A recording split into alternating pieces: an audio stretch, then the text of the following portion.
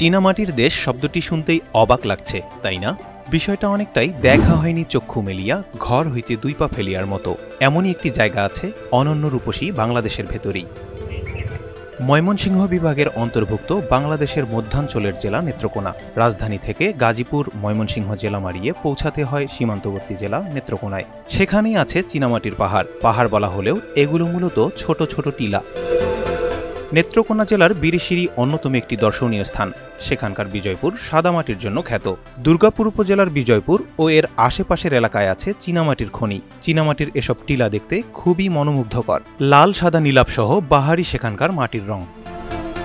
চীনামাটি মূলত সিরামিক শিল্পের কাঁচামাল। এটি একদিকে যেমন দর্শনীয় স্থান, পাশাপাশি ভারতের মেঘালয় রাজ্যের কোলঘাসা সীমান্তবর্তী একটি এলাকা। চীনামাটি পাহাড়ের সৌন্দর্য দেখতে সেখানে ভিড় জমায় পর্যটকরা। চীনামাটির পাহাড় অনেক সুন্দর জায়গা, দেখার মতো অনেক কিছুই। আর অভিজ্ঞতা বাচ্চাদেরকে নিয়ে আসলে অনেক অভিজ্ঞতার অনেক কিছুই আছে দেখার মতো। চীনামাটি দিয়ে যে মাটির অনেক কিছু বানানো হয়, যেই মাটি দিয়ে তো বানানো হয়। আমরা বাংলাদেশ কৃষি বিশ্ববিদ্যালয় থেকে ঘুরতে আসছি। জায়গাটা হচ্ছে দুর্গাপুর চীনামাটির পাহাড়। মানে আমরা ফ্রেন্ড সার্কেলরা একসাথে আসছি, তো আপনারাও সব এখানে আসতে পারেন। জায়গাটা আসলে অনেক সুন্দর, মানে প্রাকৃতিক সৌন্দর্য আসলে মানুষকে মুগ্ধ করবে। নেত্রকোনা থেকে এসেছি, খুব ভালো লাগছে। প্রথমে এসেছি, সুন্দর অভিজ্ঞতা, ভালো লাগতেছে। বান্ডেল থাকলে প্রতি সেনমানিতে টাকা বাঁচবে। বিকাশ সেনমানি বান্ডেল কিনে জিতুন প্রতি লেনদেনে। দুর্গাপুরের যে ঐতিহ্য, যে দর্শনীয় স্থানগুলো আছে, আমরা সকল বন্ধুরা মিলে যখনই সুযোগ পাই একসাথে সবাই এখানে আসি।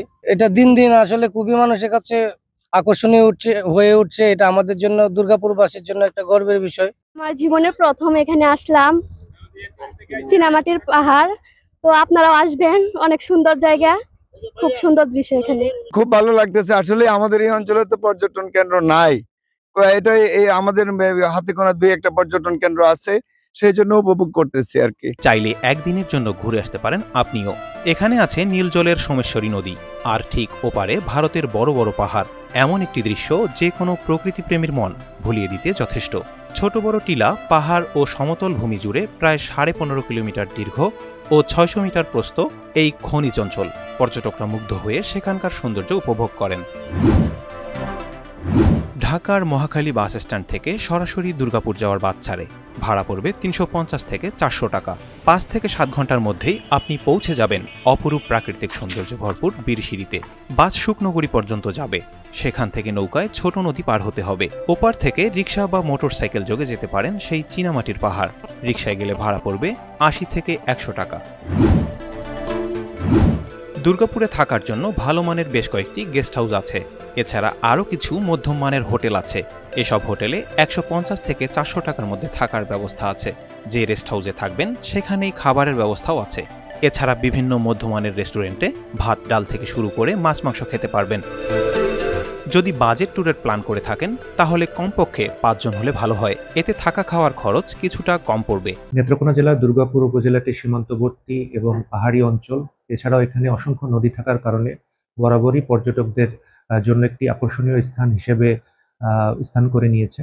এখানে প্রতিদিনই বিপুল পরিমাণ পর্যটকের আগমন ঘটে, বিশেষ করে শুক্র এবং শনিবারে।